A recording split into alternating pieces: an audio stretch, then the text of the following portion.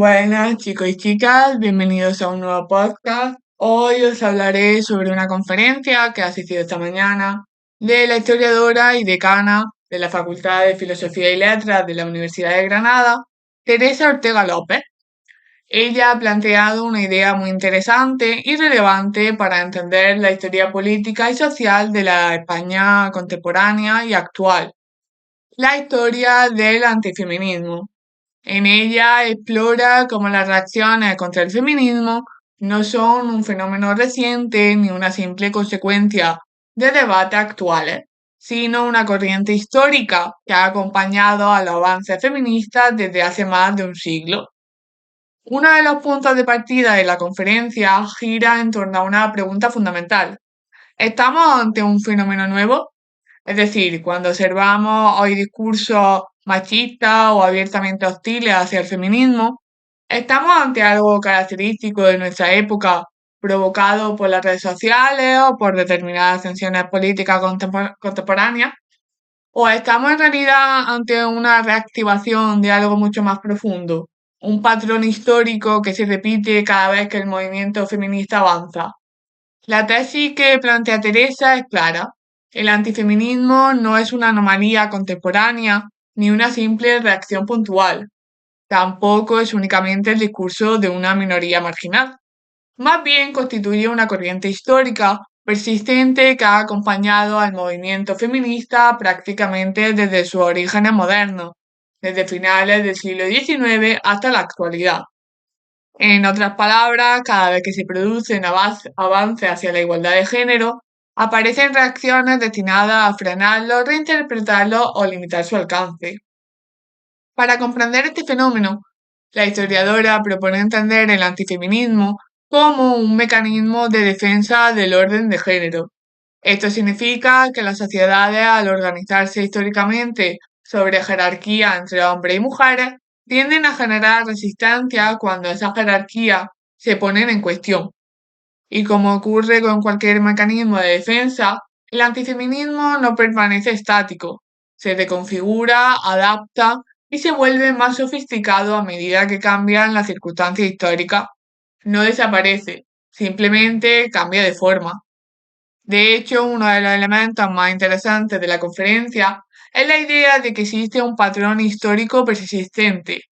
Cuando la igualdad avanza, el antifeminismo no se extingue, al contrario, se reorganiza. Este patrón no surge de la nada, no aparece simplemente porque algunas personas decidan reaccionar de forma espontánea. Se apoya en estructuras más profundas, en los sistemas de valores, las tradiciones culturales, las concepciones políticas, estructuras económicas, marcos jurídicos, instituciones religiosas y todo un entramado simbólico que durante siglos ha legitimado determinadas formas de organización social. Desde esta perspectiva, el antifeminismo no puede entenderse únicamente como un conjunto de discursos aislados, es más bien una manifestación de algo estructural y por eso mismo adopta diferentes rostros a lo largo de la historia. En la conferencia explica que el antifeminismo puede presentarse de dos maneras principales. Por un lado, existe un antifeminismo explícito, directo y confrontativo. Este tipo de antifeminismo se caracteriza por atacar frontalmente la conquista feminista. Puede manifestarse mediante la derogación de leyes, la eliminación de derechos o la promoción de discursos agresivos en el ámbito político, cultural o incluso en el científico. Es una reacción abierta que busca revertir cambios y restaurar un orden anterior. Pero existe también una forma más sutil de antifeminismo, y esta puede ser incluso más difícil de detectar. No necesariamente se opone de manera frontal a la igualdad, sino que en lugar de eso redefine los discursos, reduce presupuestos destinados a las políticas de igualdad, desplaza las prioridades políticas o introduce reformas limitadas que aparentan cambio, pero que en realidad no transforman la estructura de poder existente. Este antifeminismo sutil neutraliza el impulso transformador del feminismo sin necesidad de atacarlo directamente. Otro aspecto clave que se aborda en la conferencia es que el antifeminismo no pertenece exclusivamente a una ideología concreta. No es un fenómeno exclusivo de la derecha política, aunque en determinados momentos haya estado especialmente vinculado a ella. También ha aparecido dentro de sectores progresistas. En contextos conservadores, el antifeminismo suele adoptar formas relativamente previsibles: la defensa de la familia tradicional, la oposición a los derechos reproductivos o la crítica abierta al feminismo como ideología. Sin embargo, en sectores progresistas el fenómeno puede adoptar formas distintas. Por ejemplo, cuando la agenda feminista se subordina a otras prioridades políticas como la lucha de clases o los proyectos nacionales. En estos casos, el feminismo queda relegado a una posición secundaria, considerado un asunto menos urgente o incluso una distracción frente a otras causas consideradas principales. Esto significa que el antifeminismo puede atravesar diferentes corrientes políticas y culturales. No se limita a una posición ideológica concreta, sino que forma parte de un debate más amplio sobre la organización de la sociedad. La conferencia también dedica una parte importante a analizar cómo estas dinámicas se han manifestado en la historia de España.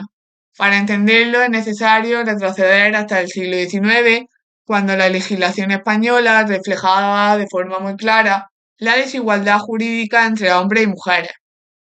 El Código Civil de 1889 y el Código Penal de 1870 establecían un marco legal profundamente discriminatorio.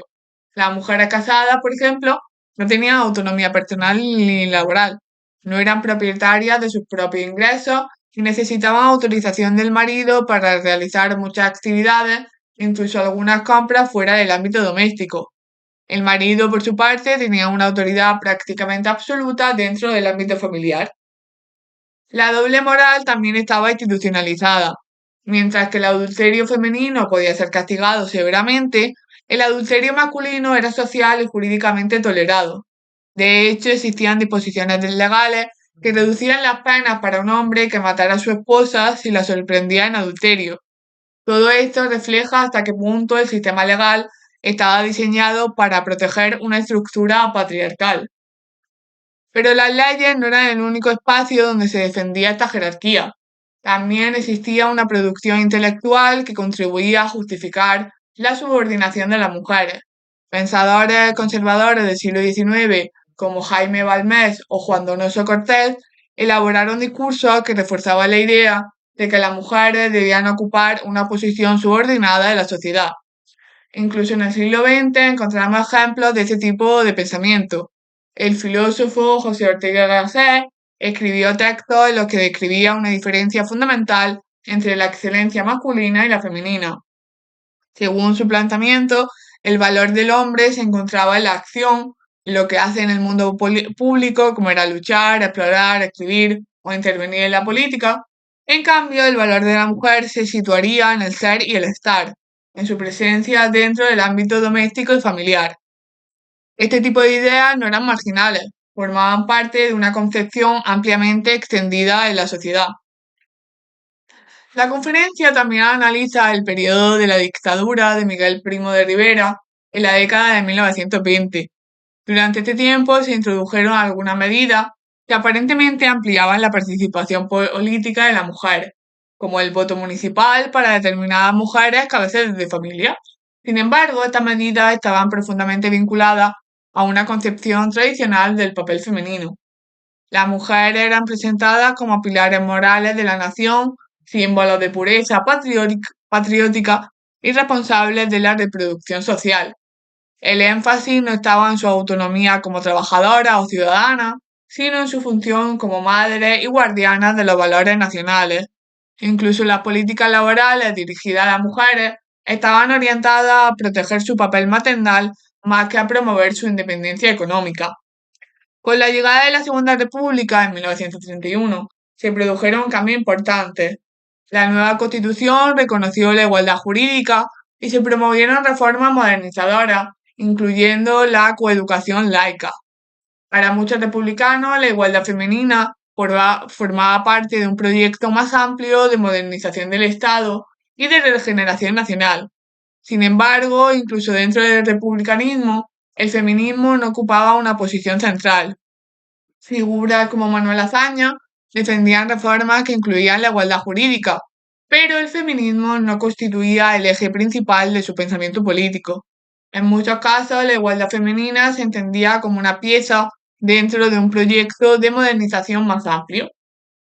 Las derechas de la época también desarrollaron sus propias posiciones sobre la cuestión femenina.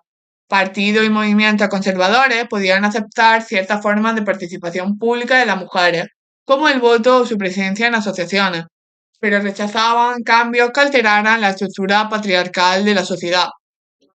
El punto clave estaba en la diferencia entre inclusión y transformación. Estas corrientes podían aceptar que las mujeres participaran en la vida pública siempre que no se cuestionara el modelo tradicional de familia ni la división de roles de género. La maternidad, por ejemplo, no se concebía como una opción personal, sino como una misión social. La sociedad se entendía como un organismo en el que cada sexo tenía una función específica. Bajo esta concepción orgánica, la diferencia sexual implicaba necesariamente una desigualdad funcional. La conferencia avanza después hacia el periodo de la transición democrática española. En este momento se produjo lo que Teresa Ortega denomina una remasculinización de la política. Tras la dictadura de Franco, las prioridades de las élites políticas eran garantizar la estabilidad y el consenso. En ese contexto, muchas cuestiones feministas quedaron relegadas o fueron consideradas secundarias. Se ha hablado incluso de un pacto de caballeros en el que los principales actores políticos calibraban cuidadosamente si convenía o no incluir demandas feministas en sus programas. El objetivo principal era asegurar una transición política ordenada y muchas reivindicaciones de igualdad de género quedaron en un segundo plano. La Iglesia Católica también ha desempeñado un papel importante en este debate. Durante décadas ha defendido un modelo de familia heterosexual basado en la complementariedad de los sexos que ha opuesto a la ampliación de derechos sexuales y reproductivos, como el aborto o determinadas legislaciones sobre identidad de género. La jerarquía eclesiástica ha desarrollado estrategias tanto legislativas como mediáticas para influir en el debate público, a menudo en alianza con organizaciones conservadoras. Finalmente, la conferencia menciona cómo algunos intelectuales contemporáneos han intervenido en el debate sobre el feminismo con posiciones críticas. Autores como Fernando Savater, Félix de Azúa o Juan Manuel de Prada han expresado en distintos momentos preocupaciones o críticas hacia determinadas corrientes del feminismo contemporáneo, lo que demuestra que el debate sigue siendo intenso en el ámbito cultural e intelectual. En definitiva, la conferencia de Teresa propone una interpretación histórica del antifeminismo que permite entender mejor el presente. El antifeminismo no es simplemente una reacción puntual ni una moda política reciente. Es un fenómeno estructural que acompaña al avance feminista y que adopta diferentes formas según el contexto histórico. Comprender esta historia no significa aceptar esa resistencia, pero sí permite analizarla con mayor profundidad. Nos recuerda que las luchas por la igualdad nunca se desarrollan en un vacío, siempre generan respuestas, resistencia y debates que forman parte del propio proceso de cambio social. Y quizás la conclusión más importante de toda la conferencia es precisamente esa.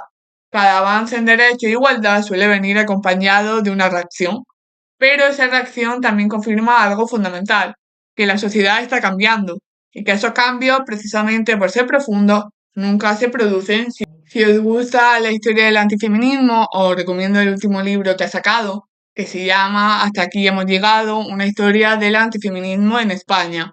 Y hasta aquí llega el podcast de hoy, espero que os haya gustado y nos vemos en el siguiente. Chao. Recomiendo el último... Ay, espera.